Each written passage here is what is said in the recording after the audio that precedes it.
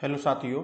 तो अगर आप एमपी सब इंजीनियर 2024 की तैयारी करना चाहते हो, उसमें आपको सिलेक्शन कैसे लेना है, कौन से माध्यम से आपको पढ़ाई करनी है, हिंदी या इंग्लिश से, कौन सी बुक आपको लेना है, कहाँ से पढ़ना है, किस प्रकार से पढ़ना है, ये सब बताने के लिए मैंने इस वीडियो को डेडिकेट किया है।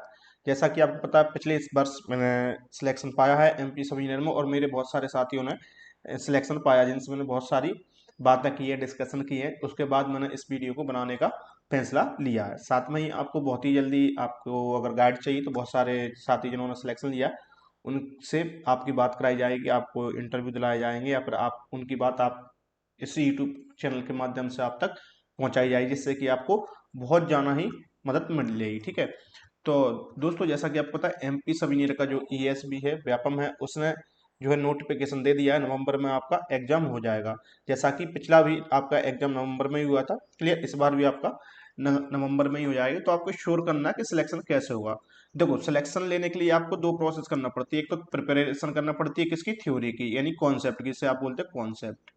अगर आपके कॉन्सेप्ट क्लियर है, उसके बाद आपको क्या करना है, टेस्ट, रेगुलर टेस्ट देना है। और टेस्ट के साथ साथ जो कॉन्सेप्ट आपके मिस हो रहे हैं या फिर आपके गलत हो रहे हैं, उनको क्लियर करते जाना। क्लियर। तो इसके लिए दो चीज बताऊंगा। देखो, एक तो क्या है, यदि आपकी अच्छी तैयारी है तो आप डायरेक्ट क्या टेस्ट देना शुरू कर दीजिए। टेस्ट सीरीज, जैसे कि एक टेक्स्ट बुक है, उस पर बहुत ही सस्ती टेस्ट सीरीज मिल जाती है, वहां पे जाइए। और जितने सिविल इंजीनियर के एग्जाम हुए हैं, यूपी में हो, एमपी में हो, राजस्थान में हो, दिल्ली में हो, अदर स्टेट में हो, अगर जेई लेवल के, एई लेवल के, आप जितने भी एग्जाम है वो सब के सब दीजिए, और उसमें आप रिजल्ट देखिए अपना, और साथ में ही अपना एनालिसिस कीजिए। जो क्वेश्चन गलत हो रहे हैं, जिस टॉपिक से गलत हो रहे हैं, जिस सब्जेक्ट से गलत हो रहे हैं, उनको तुरंत जाके हल्के हाल आप फिनिश कर दी। जैसे कि फॉर एग्जांपल, आप टेस्ट दे रहे हो, क्लियर, आपने टेस्ट दिया और टेस्ट में आपका थियोडोलाइट का कोई क्वेश्चन है वो गलत हुआ, तो आपके पास एक तो नोट्स हैं आपके, क्लियर। तो नोट्स उठाइए और थियोडोलाइट डायरेक्ट निकालिए, उसके जो भी कॉन्सेप्ट है वो सब अच्छे से रिवीजन कर लीजिए। यदि वो वाला कॉन्सेप्ट आपके टेस्ट में जो गलत हुआ, वो कॉन्सेप्ट आपका नहीं है नोट्स में, तो उसको ऐड कर दीजिए वहीं पे, क्लियर, या फिर अलग से एक पेज बना दीजिए, तो उस पर ऐड करके उस पेज को वहीं पे आप चिपका दीजिए। क्लियर। एक तरीका जो है। दूसरा तरीका क्या है, यदि आपका थोड़ोलाइट गलत हुआ तो बुक होना चाहिए आपके पास, बुक में जाइए, थोड़ोलाइट के कॉन्सेप्ट देखिए, और वहां से आप अपना जो है क्लियर कर लिए। इस प्रकार से आप सिलेक्शन के लिए अच्छे से पढ़ाई कर सकते हैं। ठीक है। अच्छा, एक सिंपल सा क्वेश्चन है कि हिंदी या अंग्रेजी कौन से माध्यम से पढ़ाई करें। देखो दोस्तों, मैं खुद ही हिंदी मीडियम का विद्यार्थी रहा हूँ, मैं हिंदी से ही पढ़ा है पूरे अभी तक, जितनी पढ़ाई की मैंने डिप्लोमा तक हिंदी से की, उसके बाद इंग्लिश करना कंपलसरी होता है, जो कि मैंने डिग्री और एमटेक जो है इंग्लिश से की। क्लियर। बट आप अगर एमपी समीर में सिलेक्शन लेना चाहते हो, तो आप हिंदी में पढ़ना चाहते हो, तो बिल्कुल भी आपका सिलेक्शन नहीं होगा। क्लियर। आपको हमेशा जो बुकें हैं और जो आपके नोट्स हैं, वो आपको अंग्रेजी में ही बनाना पड़ेगा, अंग्रेजी में ही पढ़ना पड़ेंगे। क्लियर। मतलब अंग्रेजी वो ऐसी जो आपको समझ में आ जाए। क्लियर। आगे जाके मैं आपको पढ़ाना शुरू करूंगा जिनके कॉन्सेप्ट क्लियर नहीं। देखो, मैं पहले ही कह रहा हूँ, जिनके कॉन्सेप्ट क्लियर है, जिनको अच्छा खासा सिविल इंजीनियर आता है, वो बिल्कुल भी नहीं पढ़े, वो डायरेक्ट टेस्ट लगाएं।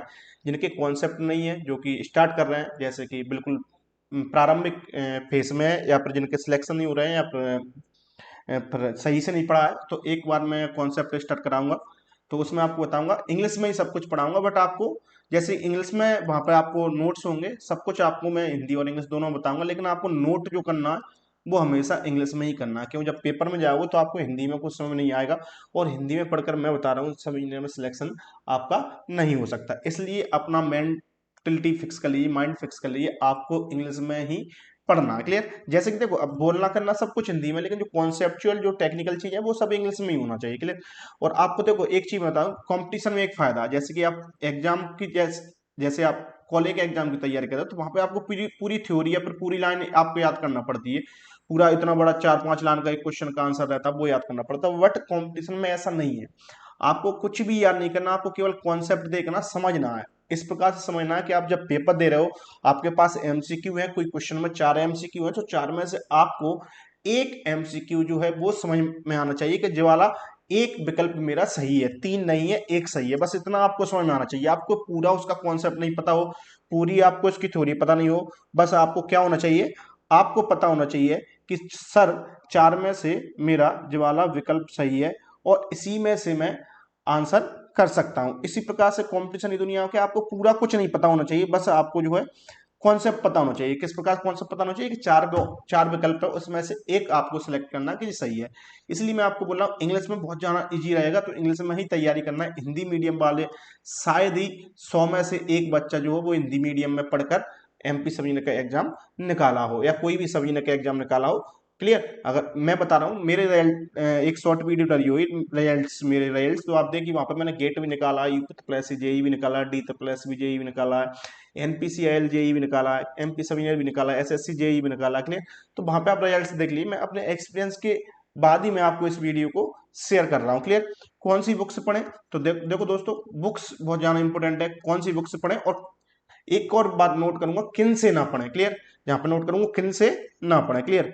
पहले देखो बुक्स कौन सी पढ़ें, तो एक बुक्स मैंने अभी रिसेंटली देखी थी, एक सिविल बूस्टर। क्लियर।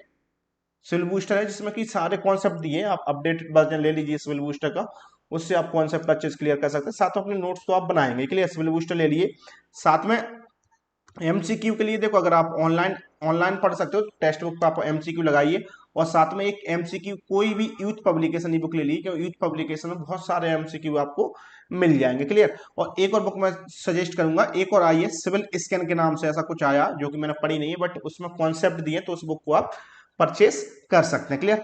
अच्छा, एक बात मैं जहां पे आपको बताना भूल गया, किन से ना पढ़ें। क्लियर। किन से ना पढ़े।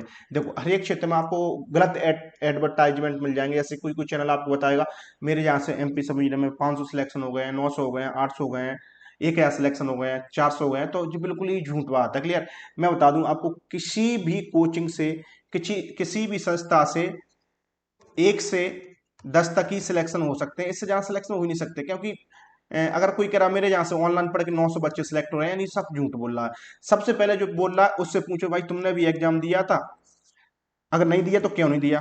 रियल में जो पढ़ाते हैं वो खुद ही एग्जाम देते हैं, और उनका खुद का सिलेक्शन नहीं होता। लेकिन बट देखिए आजकल जो है एक टेक्नोलॉजी चल रही है कि भैया प्रचार करो, मूर्ख बनाओ और पैसे कमाओ, ऑनलाइन कोर्स बेचेंगे आपको। क्लियर। तो उनसे बचना है जो आपको बोले कि इतना सिलेक्शन हुआ है। आप इससे के लिए मैं क्या कर रहा हूँ, इसके लिए आप गाइड ले सकते हो। किससे गाइडेंस ले सकते हो? गाइडेंस ले सकते हो अपने दोस्तों से जिनका सिलेक्शन पहले हो चुका है। क्लियर। तो उनसे पूछ सकते हो आप किस कोचिंग से पढ़ें, कहाँ पर ऑफलाइन ज्वाइन करें, कहाँ पर ऑनलाइन ज्वाइन करें। क्लियर। तो इस प्रकार से आप खुद का विवेक लगाना, किसी की भी बातों में ना आना। जैसे मैं बोल दूं कि जहां से पढ़ो, तो आप मेरी बिल्कुल भी बात नहीं लगाना।